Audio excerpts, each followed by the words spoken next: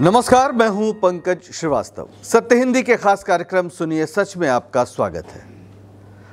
आज हम एक ऐसे मुद्दे पर बात करेंगे जो भारत की ऊर्जा नीति, विदेश नीति और वैश्विक कूटनीति के लिए बेहद अहम है। जी हां, बात भारत और रूस के बीच तेल व्यापार की, जो अमेरिकी राष्ट्रपति डोनाल्ड ट्रंप की तीखी टिप्पणियों और धमकियों का कारण बना है। ट्रंप ने भारत पर 25% टैरिफ और रूस से तेल खरीदने के लिए अतिरिक्त पेनल्टी की धमकी दी है, ऐलान बल्कि कर दिया है। साथ ही उन्होंने दावा किया है कि भारत ने रूस से तेल खरीदना बंद कर दिया है। तो क्या यह सच है? भारत पहले किन देशों से तेल खरीदता था और रूस की तुलना में वे कितने सस्ते या महंगे पड़ते थे? क्या ट्रंप ने भारत के सामने कोई अभूतपूर्व चुनौती पेश कर दी है और प्रधानमंत्री मोदी की व्यक्तिगत छवि भी दांव पर लग गई है? मिलेंगे इन तमाम सवालों के जवाब हमारे इस वीडियो में। तो सामने आपके ट्रंप हैं और इधर हैं पुतिन, यानी रूस और अमेरिका। भारत के लिए एक तरह से चुनौती है कि आप किसी एक को चुनिए, जबकि भारत की परंपरा रही है कूटनिरपेक्षता की, यानी संतुलन बनाकर चलने की। ट्रंप ने हाल ही में कहा है कि भारत रूस से सैन्य उपकरण और ऊर्जा खरीदकर यूक्रेन युद्ध को वित्त पोषित कर रहा है, यानी भारत से जो पैसा मिलता है उसका रूस इस्तेमाल यूक्रेन के खिलाफ युद्ध में कर रहा है। और आप जानते हैं तकरीबन 3 साल हो गए रूस और यूक्रेन का युद्ध चल रहा है। ट्रंप की नाराजगी इस बात से है कि भारत रियायती दरों पर रूसी तेल खरीद रहा है, जिससे रूस को यूक्रेन में अपनी सैन्य गतिविधियों के लिए आर्थिक संसाधन मिल रहे हैं। ट्रंप ने 1 अगस्त 2025 से भारत के सभी निर्यात पर 25% टैरिफ और रूस से तेल खरीदने के एवज में अतिरिक्त जुर्माने की घोषणा की है।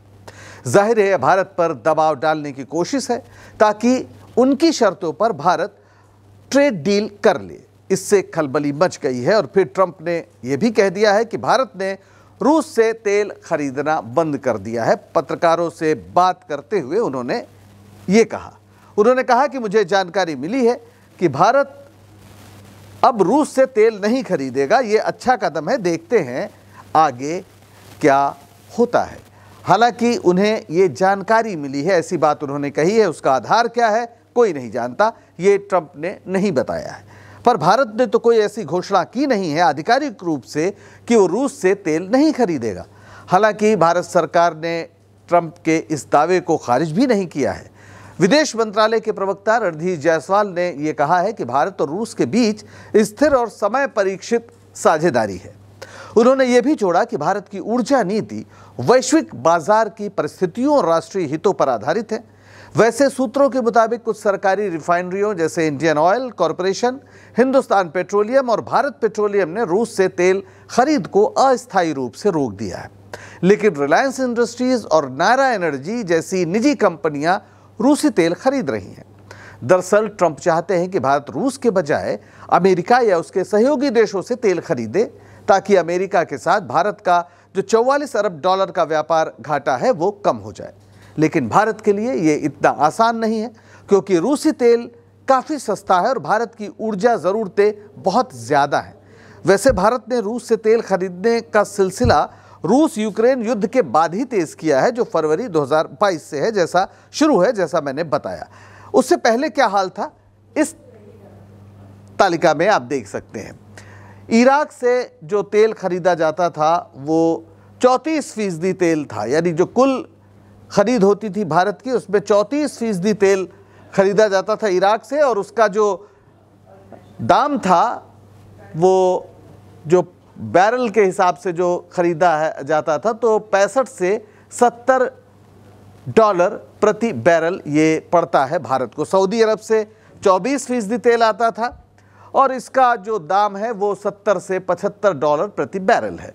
और यूएई से यानी यूनाइटेड अरब अमीरात से 15% तेल आता है, जो 68 से 72% पड़ता था। और रूस से उस समय सिर्फ 0.2% तेल ही आता था, $60 से $65 प्रति बैरल के हिसाब से। ये जब युद्ध शुरू नहीं हुआ था उसके पहले की स्थिति है। पर फरवरी 2022 में रूस से यूक्रेन का युद्ध शुरू हो गया और फिर भारत अपने तेल आयात का अधिकांश हिस्सा मध्य पूर्व देशों के बजाय उसने शिफ्ट करना शुरू किया रूस की ओर, क्योंकि 10 से 20% छूट रूस ने दाम में देनी शुरू कर दी और जो कीमत हो गई वो 55 से $60 प्रति बैरल हो गई, जबकि 10 से 20% ज़्यादा दाम पर जो मिडिल ईस्ट है वहाँ के देश भारत को तेल देते थे। तो इस सस्ते दाम ने भारत को रूस की ओर आकर्षित किया, क्योंकि भारत अपनी 88% जो ज़रूरत है तेल का वो आयात से पूरा करता है।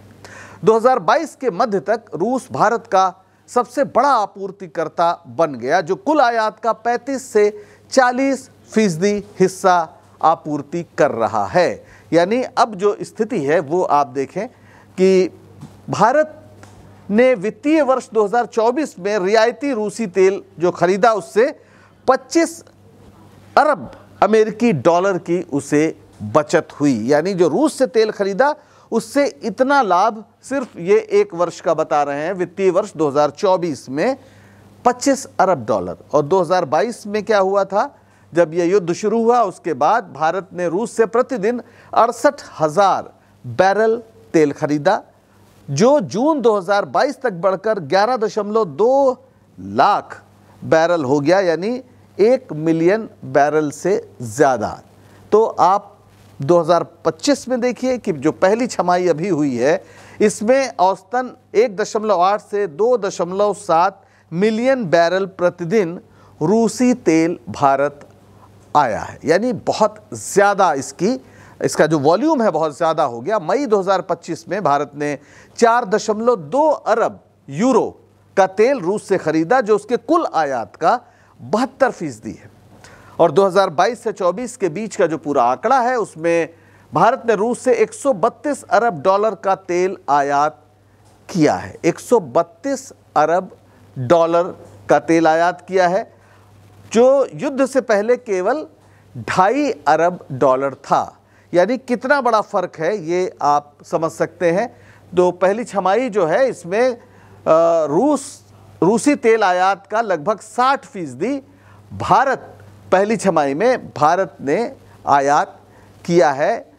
निजी जो रिफाइनरियां हैं जैसे रिलायंस इंडस्ट्रीज़ और नायरा एनर्जी, इन्होंने 60% इसका आयात किया है, और 40% जो आयात है वो सरकारी रिफाइनरियां जैसे इंडियन ऑयल है, जैसे भारत पेट्रोलियम है या हिंदुस्तान पेट्रोलियम है, इन्होंने ख़रीदा। तो कुल जो तेल आ रहा है उसमें 60% निजी कंपनियां खरीद रही हैं, ये भी हमें ध्यान देना पड़ेगा। अब जैसे रिलायंस है जो दुनिया की सबसे बड़ी रिफाइनरी जामनगर में संचालित करती है वहाँ, और नायरा एनर्जी जिसमें रूस की रोसनेफ्ट की हिस्सेदारी है, इसने रूसी तेल को रिफाइन करके यूरोप और अन्य बाज़ारों में डीजल और अन्य उत्पाद बेचे हैं और इससे भारी मुनाफा कमाया है।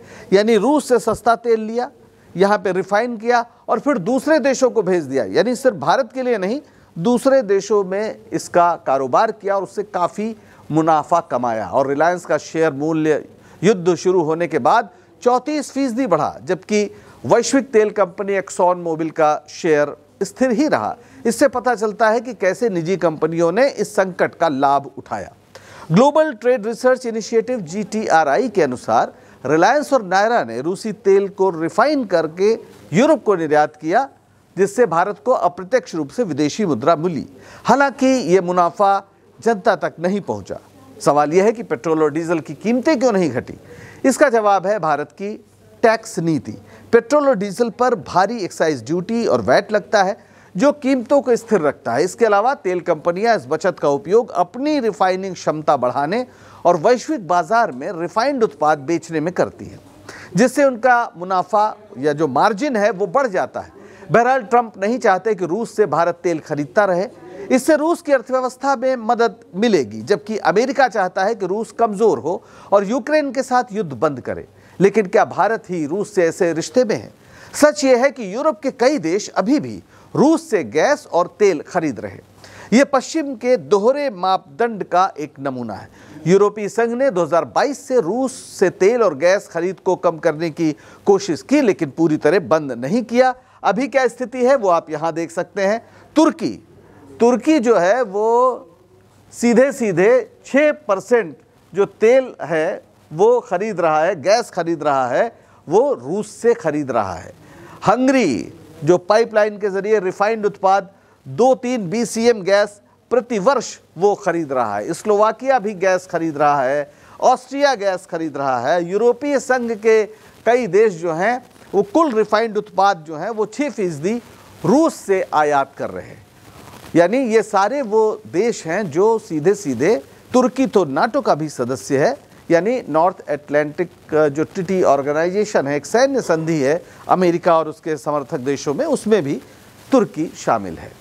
तो इस तरह से यह सारे देश खरीद रहे हैं रूस से, लेकिन भारत पर दबाव बढ़ाया जा रहा है। तो कुल मिला के ये दोहरा रवैया है जिस पर सवाल बार बार उठाया जाता है भारत की ओर से भी। पश्चिमी देश भारत से रूस के साथ व्यापार बंद करने की मांग करते हैं, जबकि खुद रूसी ऊर्जा पर निर्भर है। रूस से तेल खरीदना बंद करने या जारी रखने के नुकसान क्या हैं, ये भी हम समझ लेते हैं। अगर रूस से तेल आना बंद हो जाता है तो फिर तेल की कीमतें भारत में बढ़ जाएंगी, क्योंकि रूस 11% तक तेल की जो कीमत है वो कम कीमत पर आपको बेचता है। यानी दूसरे अगर 60 से $65 प्रति बैरल बेच रहे हैं तो यहाँ पर 50 के आसपास या 55 के आसपास वो बेचते हैं।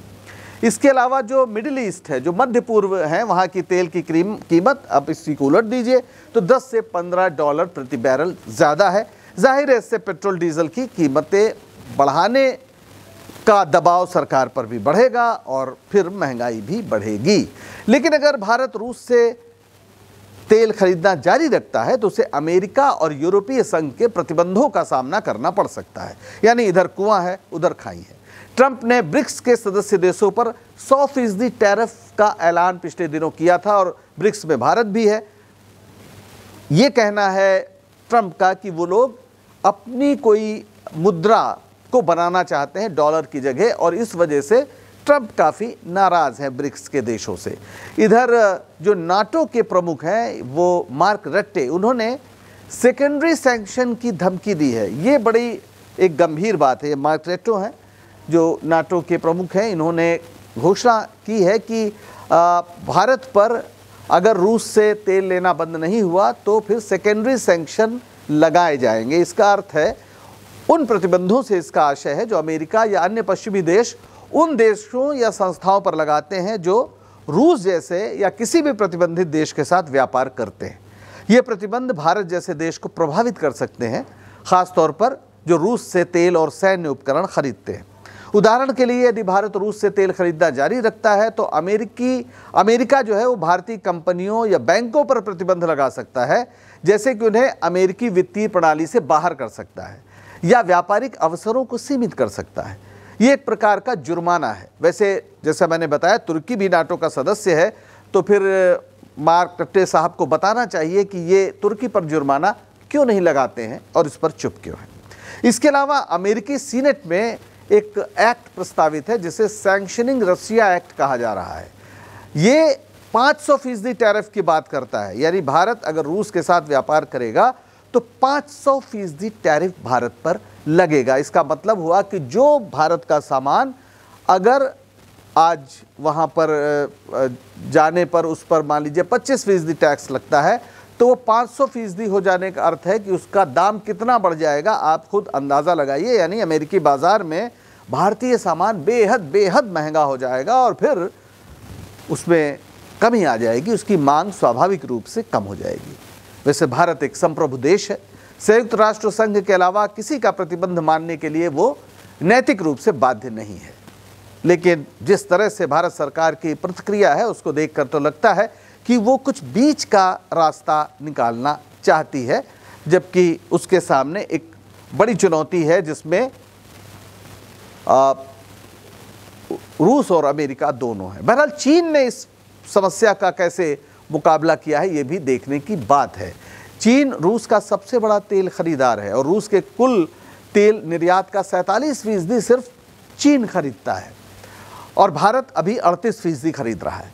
2025 में चीन ने रूस से प्रतिदिन 1.8 से 2 मिलियन बैरल तेल आयात किया, जिसमें समुद्री और पाइपलाइन दोनों तरीकों से आने वाला तेल शामिल है। चीन ने रूसी तेल को सस्ते दामों पर खरीदा और अपने शेंडोंग प्रांत की जो उसकी स्वतंत्र रिफाइनरियां हैं वहां पर उन्हें रिफाइन किया। ट्रंप ने चीन पर भी 25 से 50% टैरिफ की धमकी दी, लेकिन चीन ने इन धमकियों की परवाह नहीं की। चीन पहले से ही ईरानी तेल पर अमेरिकी प्रतिबंधों को नजरअंदाज कर रहा है और रूसी तेल खरीदना जारी रखे हुए है। ट्रंप की नीति का असर चीन पर कम है, क्योंकि चीन और रूस के बीच तेल और गैस पाइपलाइन है जो समुद्री प्रतिबंधों से प्रभावित नहीं होती। इसके अलावा चीन ने ट्रंप के साथ एक अंतरिम व्यापार समझौते पर भी हस्ताक्षर किए हैं, जिसमें अमेरिका ने कुछ रियायतें दी हैं। भारत की तुलना में चीन की आर्थिक स्थिति और रूस के साथ उसकी भौगोलिक निकटता उसे अधिक लचीलापन देती है। जाहिर है भारत की ओर से भी स्पष्ट संदेश देने की जरूरत है। विदेश सचिव विक्रम मिस्री ने पश्चिमी देशों के दोहरे रवैये पर सवाल उठाए हैं और पेट्रोलियम मंत्री हरदीप सिंह पुरी ने कहा है कि भारत अब 40 से ज़्यादा देशों से तेल खरीद रहा है ताकि किसी एक देश पर निर्भरता न रह जाए। लेकिन ट्रंप के रोज़ाना बयान जैसी स्थिति पैदा कर रहे हैं, उसका जवाब तो प्रधानमंत्री मोदी ही दे सकते हैं। लेकिन बेहद ज़्यादा बोलने के लिए मशहूर प्रधानमंत्री मोदी चुप हैं। अब हिंदुत्ववादी संगठन फैज़ अहमद फैज़ जैसे पाकिस्तानी शायर को पसंद नहीं करते। उनकी मशहूर नज़्म हम देखेंगे का कुपाठ करके उस पर हमला भी बोलते हैं, वरना फैज़ के शब्दों में मोदी जी को याद दिलाया जा सकता है कि बोल के लब आज़ाद हैं तेरे, बोल जुबां अब तक तेरी है। बोल के लब आज़ाद हैं तेरे, बोल जुबां अब तक तेरी है। तेरा सुतवां जिस्म तेरा, बोल की जान अब तक तेरी है। बोल पर क्या बोलेंगे। आज के लिए बस इतना ही, दीजिए इजाज़त। अगर आपको सच बताने का हमारा ये प्रयास पसंद आ रहा हो तो शो को लाइक करें, शेयर करें और चैनल को सब्सक्राइब करें। सत्य हिंदी का ऐप भी डाउनलोड करें, जिसका पता वीडियो के नीचे डिस्क्रिप्शन में आपको मिल जाएगा। नमस्कार।